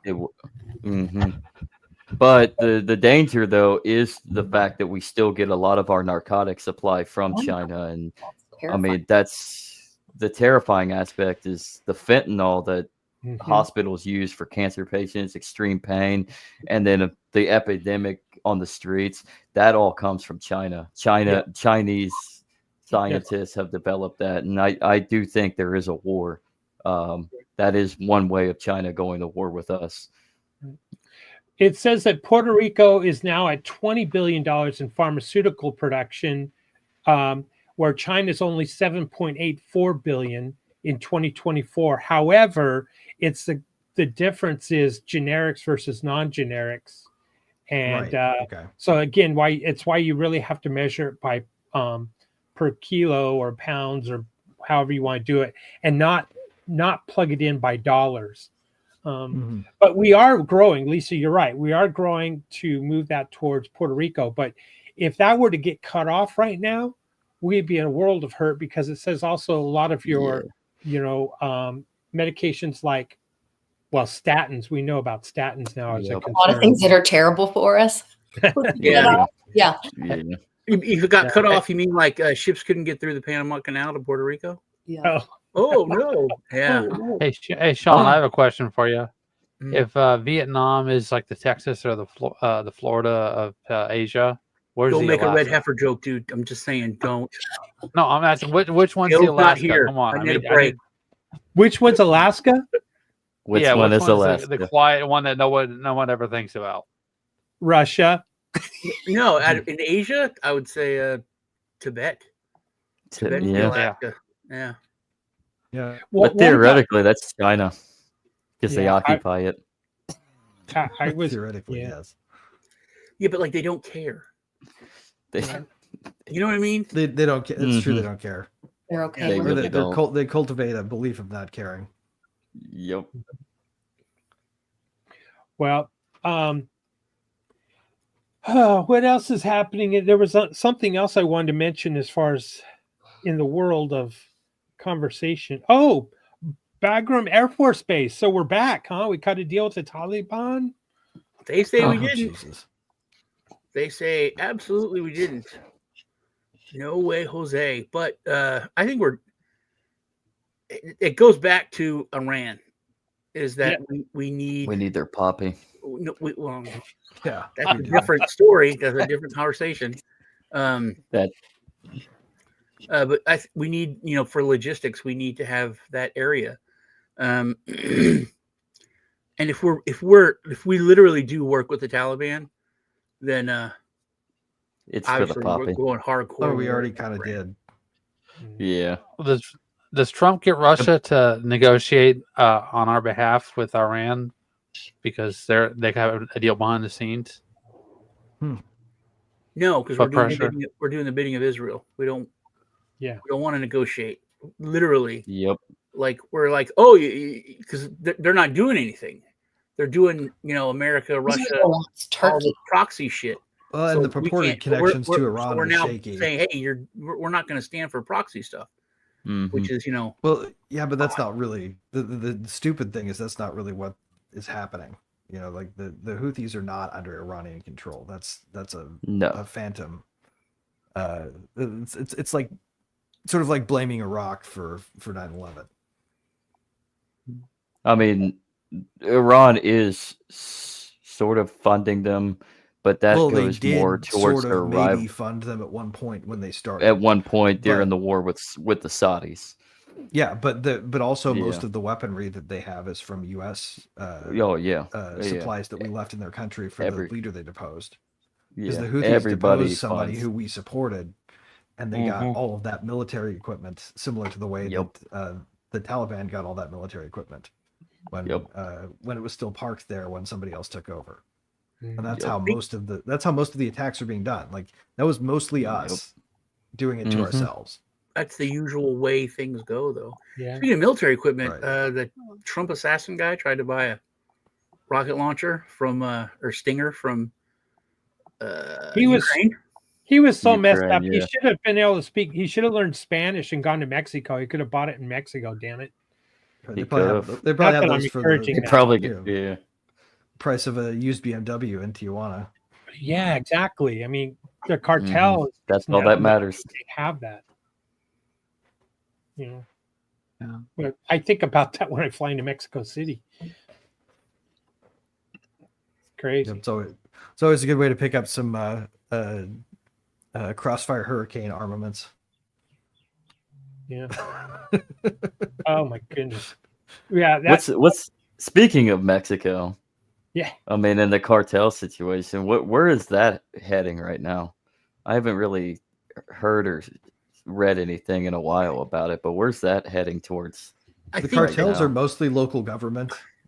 Yeah. And so they've wilded. Apparently, they know what's like. They've pushed things to the line, and like I think we kind of want to go to war with them, but so I think everybody knows, stuff like starting to protect tourism in border crossing areas, for example. Yeah, elements in their own government are starting to kind of say, "Hey, man, it's been fun.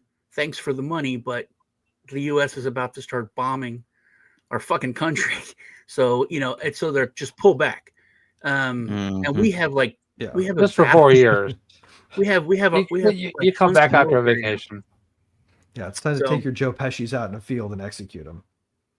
I've said this over and over on this podcast, but the Mexican government and the cartel are the same. There's really, it's very blurred. It's very, and places like, say, Cancun, or like in the Rio Grande Valley, Progreso, where a lot of your winter Texans, even from Canada, go into Mexico to buy cheap meds or dental work or whatever.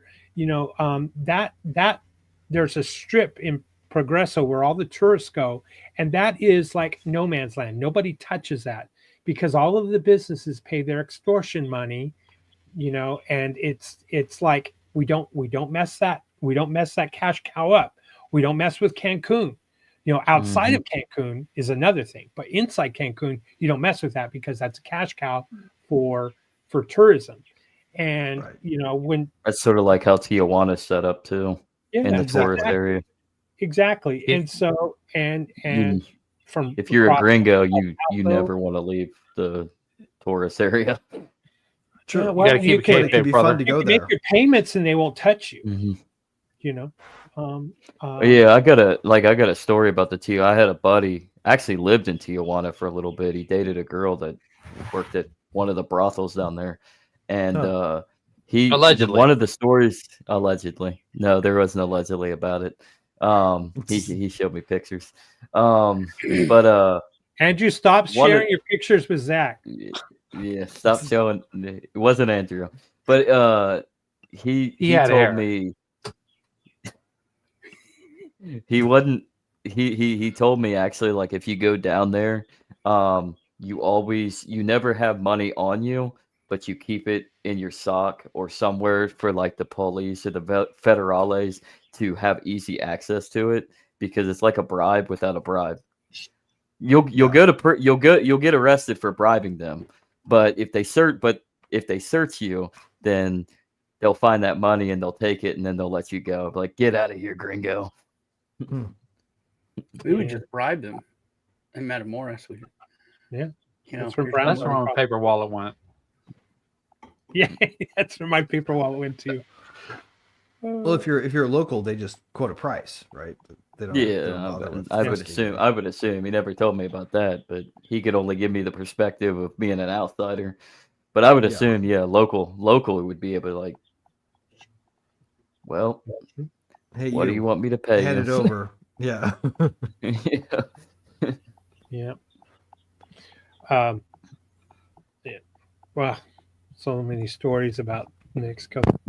Yeah, it's sad because I think that the war on drugs has increased the size of the cartels, and when border crossings slow, then they start inflicting pain on internally within their country, and because they're trying to make up revenue in different ways, like more kidnappings and this kind of thing internally, and it's just sad. It's scary, and usually someone who's running for an office like a governor or president, Mexico, this kind of thing, they'll cut a deal with one particular group of different cartels, and they'll campaign. I'm going to go after the cartels. Well, what they've done is they've just isolated what cartel they're going to go after, because that cartel didn't pay as much to get that person elected or have that much control. And they'll look what I'm doing, and we cut down the Sinaloa cartel in half, and this kind of thing. And then the next president comes in and they go after the Zetas or something like that, instead of the Sinaloa. And it just goes on and on and on. And so it's horrible. I also believe it's because they don't have a Second Amendment, and so it was allowed to grow out of control. Now, something has to be said by the stiff arm of government, which I'm anti-government, but look what El Salvador has done by their mass arrests of their gang members. And it's safer there than it is in Chicago now. It just got a new safety rating for the tourism or whatever, as like one of the safest places for tourism. Yeah, that's the thing. They've got to make it to where the government makes money from going after the cartels. Yes, more money than they get from dealing with the participating with. That's the key. Yeah, that's the key.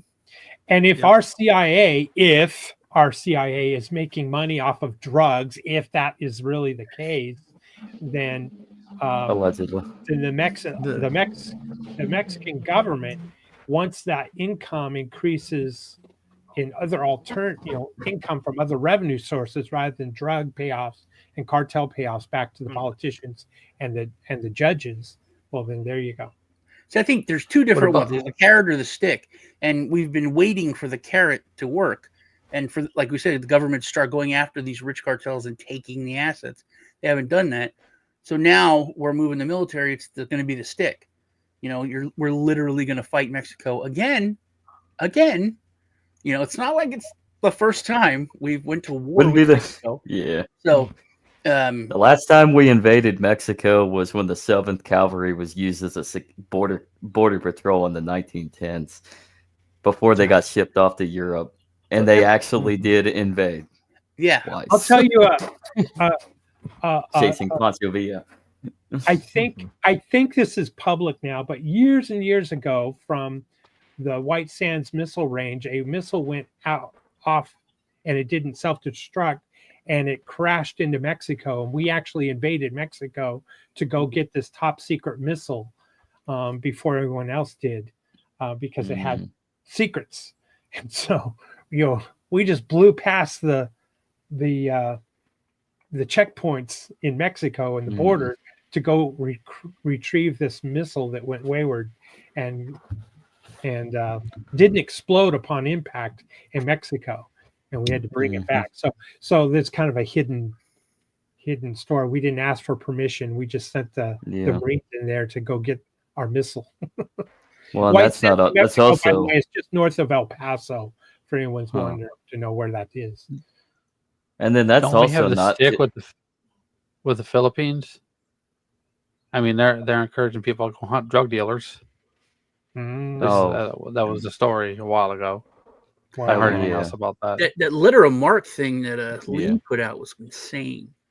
That was insane. That was insane. To go, America, just regular citizens go kill Mexicans as long as they're a cartel and take whatever you want, bring it back to the U.S. and we'll pay you for it. You know, we'll take the drugs and we'll destroy them, but you can take their drugs. Sounds like the key to some Cobra effects there. I bet you those drugs don't get destroyed. Yeah. Nope. Agorism, well, folks, we are you're encroaching in my nap time. The Emperor needs a nap. Anyway, let's go ahead and wrap it up here. We're almost getting close, especially for tonight. And what's that? I said especially for tonight. Yeah, I'm going to be on. We'll get to that. Let's go to everybody and find out what they're doing and what's new in their world and what blockchain solutions they have and all that good stuff. Greg, we're going to start with you, then go to Sean, Lisa, and wind it around back to me. What's new in your world, Greg? Very much looking forward to being able to talk about this particular news, but as I can't, I'm going to take this moment to redirect attention to the case of Roman Storm, which is still before the stupid fucking court, even though the basis for it has basically been mined out from underneath it due to other official actions. So now Roman Storm is being prosecuted for a thing that is no longer listed and was never legally listed to begin with. On OFAC's list, and they're still going after him for no apparent reason. So people should go to wewantjusticeDAO.org and donate to his legal defense. Good. Satoshi Sean, everybody's friend, what's new in your world? Where can we follow you? Check out me and Lisa on Tuesdays for Truth Tuesday. That's pretty much it. I mean, the usual stuff. Check my channel and, all that out. Just kind of not a ton going on. I'm about to start a trading group and a trading class for free because, the stuff that's out there is insane. The watch, pay for my course for this secret thing, which is not secret. Once again, preying on, people like we're talking about the cults. That's about it. And free Roger, check that out. Good. Lisa, what's new in your world? Where can we follow you? Sean and I had a great show yesterday. So check that out on both of our channels. We did like half on mine, half on his. So that's kind of fun. And we have a great live chat. So if you're ever able to catch it live, it's 4 p.m. Central. And there's great community there to be able to bounce ideas off of. And then I'm live most weekdays around 4-ish or 5-ish. And started a new show with a guy doing some VSTEG. It's very like conspiracy theory. And we have a lot of fun looking for comms and cues and what's going on kind of stuff.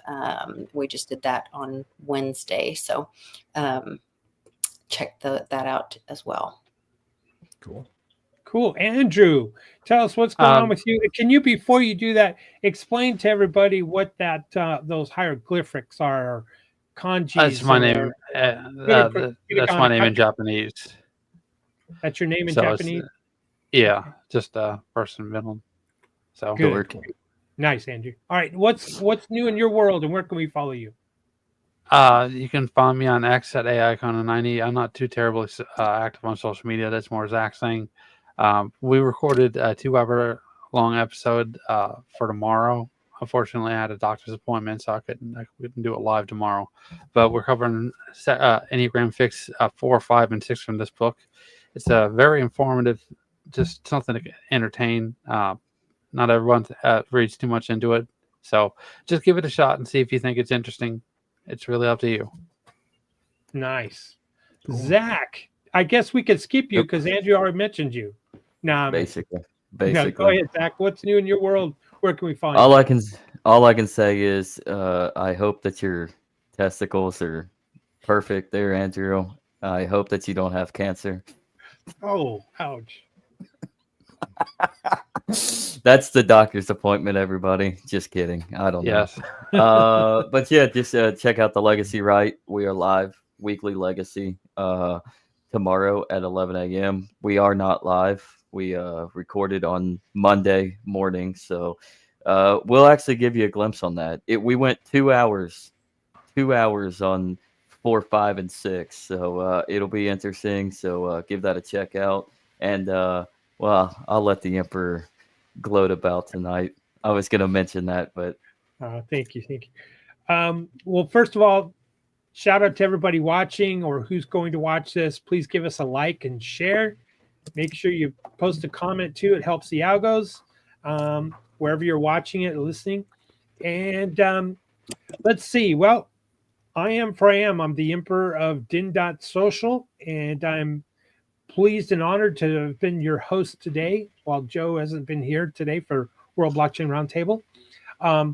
By the way, next week's show, shall we look and see what next week's show is? Oh, make sure you vote on themes for May. Post a theme for May. Let's see. Next week's show is going to be how a government can use blockchain to manage tariffs. Interesting. Blockchain to manage tariffs. So what's happening in my world? Well, let's see. 2 o'clock today is, in just a couple of hours, is the DinDAO meeting. And I was on Litecoin Lisa's channel this past Monday. Check that out. I offered the idea of taking Doge to the next level at the U.S. government and create the Department of Purge. And so watch that channel to find out what Purge is all about. So, I got to compete with Elon. And tonight I've been invited to be on Not Conscious podcast. And guess what we're going to talk about?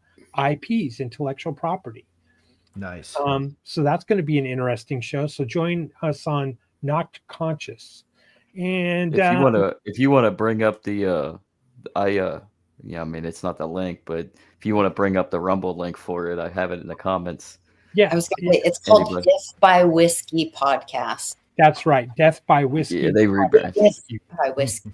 Thank you so much, folks, for supporting. Not Conscious. Same guys. Same guys. They're good guys, and they're in my kind of realm of thinking, agorism and anarchy. Well, anyway. So everyone, thank you very much for watching. Joe, we missed you today, and I certainly missed you. Everyone get your sleep and rest so you don't get angry and mean like I just did today in a few of my comments. My apologies if I've offended anybody. Not. Anyway, without any further ado, let's let someone tell us about Splinter into 1,000 pieces. The very word secrecy is repugnant in a free and open society. And we are as a people, inherently and historically opposed to secret societies, to secret oaths, and secret proceedings. For we are opposed around the world by a monolithic and ruthless conspiracy that relies on covert means for expanding its sphere of influence, on infiltration instead of invasion, on subversion instead of elections, on intimidation instead of free choice, on guerrillas by night instead of armies by day. Its preparations are concealed, not published. Its mistakes are buried, not headlined. Its dissenters are silenced, not praised. No expenditure is questioned, no rumor is printed, no secret is revealed.